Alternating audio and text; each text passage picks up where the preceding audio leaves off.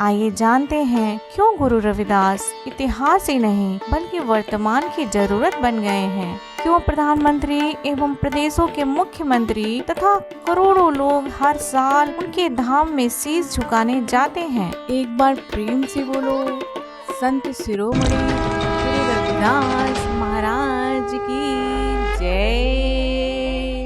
बात 15वीं शताब्दी की है, जब बनारस के घाटों पर केवल गंगा ही नहीं बहते थे पाखंड, जातिवाद, अहंकार और आस्था के तूफान। यह कोई साधारण कथा नहीं है, यह है जन्म की ऊंचाई बनाम आत्मा की ऊंचाई की टकराव। जब एक ओर था योग तप जाति का घमंड, वहीं दूसरी ओर प्रभु प्रेम, विनम्रता और भक्ति की शक्ति। एक तरफ गोरखनाथ हठ योग तंत्र जाति श्रेष्ठता का दावा करते थे, तो वहीं दूसरी ओर एक चमार मोची जिनकी साधना चमड़े की गंध में तप रही थी। संत रविदास की कीर्ति पूरे विश्व में फैल रही थी। यह सारी बातें जान गोरखनाथ धाम के मठ के योगियों के माथे पर चिंता की लकीरें साफ दिखाई दे रही थी। एक योगी बोला, एक चमार और मोची होकर इतना ज्ञान, क्या कोई व्यक्ति निम्न जाति का होने के बावजूद भगवान का साक्षात्कार कर सकता है? मैंने तो सुना है कि मोक्ष तो केवल योग और वेदों से ही संभव है। तभी दूसरा योगी गरजता है, कहता है यह घोर अपमान है, एक चमार होकर शास्त्रों की व्याख्या करे, असंभव। तभी तुरंत गोरखनाथ बोलते हैं, ज्ञान शक्ति केवल उच्च जातियों का ही अधिकार है। सिद्धियां तो जन्म से मिलती हैं, कर्म से नहीं। लेकिन इसी क्षण संतों ने मिलकर एक योजना बनाई कि क्यों ना रविदास को नीचा दिखाया जाए और उसकी परीक्षा ली जाए। तुच्छ योजना को सफल बनाने के लिए एक दिन गोरखनाथ अपने शिष्यों के साथ बनारस के सीर गोवर्धन धाम पहुंच जाते हैं। अंतर्यामी संत शिरोमणि गुरु रविदास गोरखनाथ के आने का मकसद भांप लेते हैं, फिर भी उनका पुष्प वर्षा से भव्य स्वागत करते हैं। गोरखनाथ उन्हें छोटा साबित करने के लिए अपना फटा जूता फेंकते हुए कहते हैं, यह तुम्हारा काम है, योग और ज्ञान तुम्हारे लिए नहीं है, संत बनने का ढोंग मत करो। रविदास जी थोड़ा मुस्कुराए और जूता उठाया और सूत को अपने मुंह में डालते हैं। जब सूत सिलने के लिए बाहर निकालते हैं तो वह सोने में बदल गया था।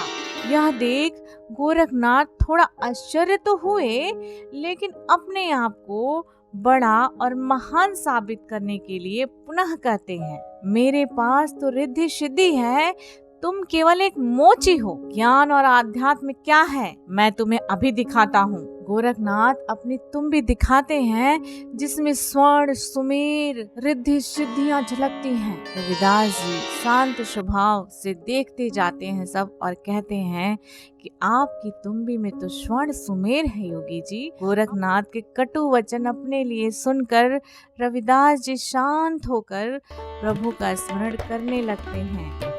मेरी संगति पोच सोच दिन राती, मेरा कर्म कुटिलता जन्म कुभाती। कहु रविदास परौ तेरी शांभा, बेगी मिलहु न जन करी विलंबा।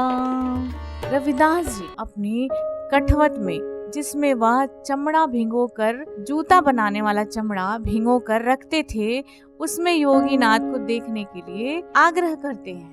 संत रविदास की कठवत में जैसे ही गोरखनाथ देखते हैं, पहले जल दिखाई देता है, फिर वायु, फिर अग्नि, फिर आकाश और फिर धरती दिखाई देने लगती है। फिर ब्रह्मा विष्णु महेश और फिर स्वयं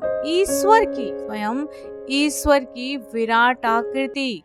रविदास की कठौती मानो साक्षात परम ब्रह्म का दर्पण बन चुकी थी। गोरखनाथ नतमस्तक हो जाते हैं।